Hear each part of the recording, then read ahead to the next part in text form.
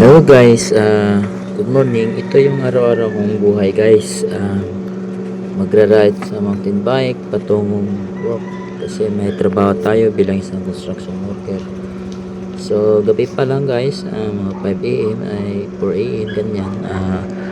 Magra-ride na tayo. So pagra-ride talaga guys ay kailangan natin doble ingat.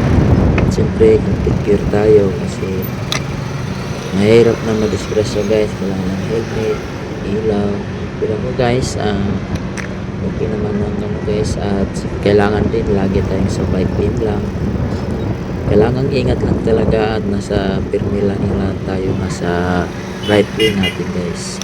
At sa mga pedestrian, kailangan din natin tumigil at siyempre dadaan lang tayo sa pagra-ride guys. Siya nga pala guys, huwag naman kalimutan mag-subscribe guys at mag-share na rin po. So ito yung pagra-ride ko guys na minsan na hindi naman talaga ito yung topic ng channel ko kasi minsan kasi ang topic ko talaga, gusto ko talaga tutorial o may ideas na mapagbigay. Pero ito, siyempre it's all about my life, kaya ito tungkol sa buhay ko lahat, kaya ginagawan ko na rin ng video tong aking sarili kahit nagra-ride ako. Gusto ko rin kasi talagang mapasok yung pagbablogger guys kung paano talaga kung saan suswertehin tayo magkakaroon tayo ng biyaya rito sa pagbablogger kasi alam naman natin guys na marami ng paraan ngayon, hindi lang sa pagtatrabaho, sa pag-work. Kailangan din natin ng mga kunting mga sideline like katulad nitong mga pagbabloging as a passive income. Kasi para sa akin kasi balang araw sakali pag nagkiklik yung pagbabloging natin kahit na baguhan tayo, hindi tayo expert, hindi tayo sikat,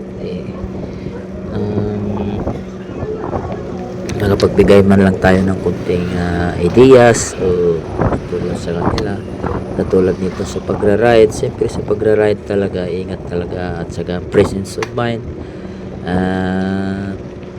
kaliwat kanan ng tingin at siyempre nasa bike lane lang tayo lagi. Yun lang talaga dapat natin sa ang number 1 dan guys ay iwasan lang natin na makabunggo tayo. Ibali na lang na hindi tayo mabunggo at hindi rin ikaw ang makabunggo. Mas maganda na yung doble ingat talaga guys. At siyempre guys sa pagliliko kaliwat kanan siyempre magahan hand signal tayo kasi bike lang yung dala natin. Kailangan din ng hand signal guys bago magliliko para hindi tayo basta-basta, hindi rin magulat yung nakasunod sa atin. So sa pag-ride talaga guys, ingat talaga. Ito ngayon guys, medyo malayo-layo din yung ride lang ko guys kasi almost nasa 30 o 45 minutes din yung tatakboy ko guys. Pasok tayo ng Makati, mula ng Taguig to Makati tayo guys, kaya ingat lang talaga. So, huwag nyo guys kalimutan mag-subscribe guys at pakishare na rin po.